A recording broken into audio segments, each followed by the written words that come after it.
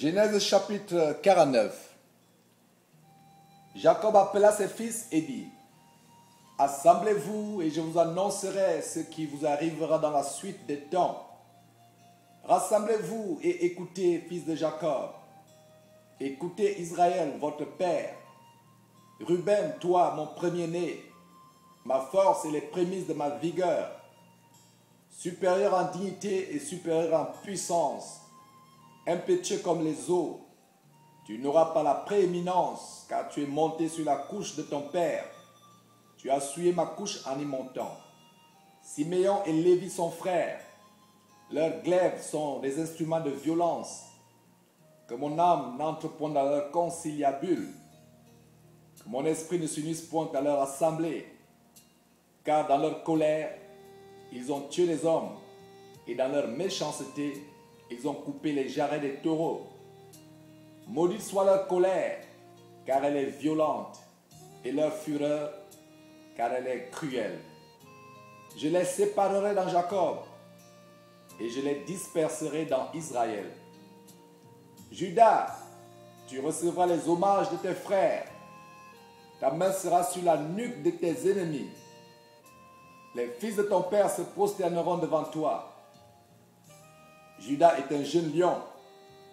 Tu reviens du carnage, mon fils.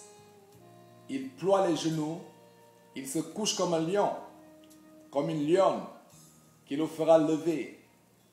Le sceptre ne s'éloignera point de Judas, ni le bâton souverain d'entre ses pieds, jusqu'à ce que vienne le Shiloh et que les peuples lui obéissent. Il attache à la vigne son âne, et au meilleur cep le petit de son ânesse.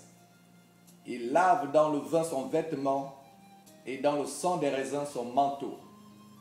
Il a les yeux rouges de vin, et les dents blanches de lait.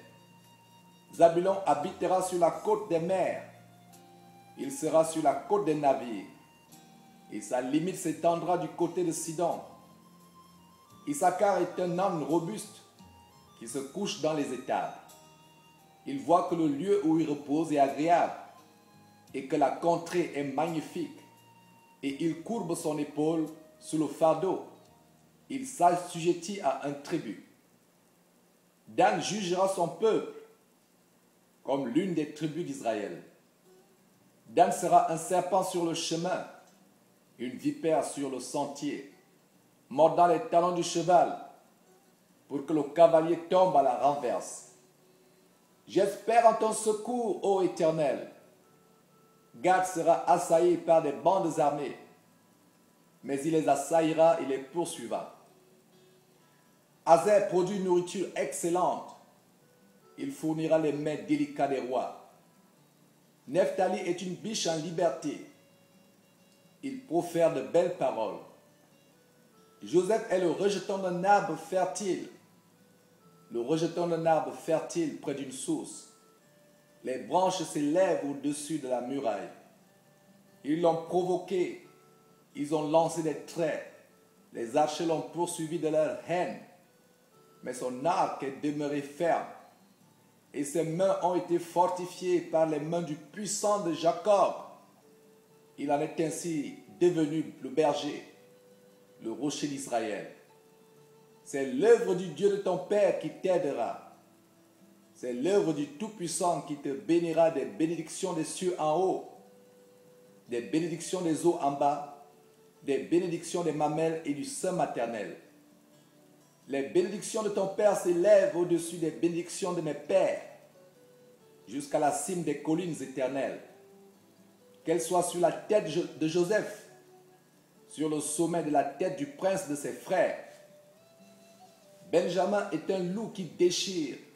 Le matin, il dévore la proie, et le soir, il partage le butin.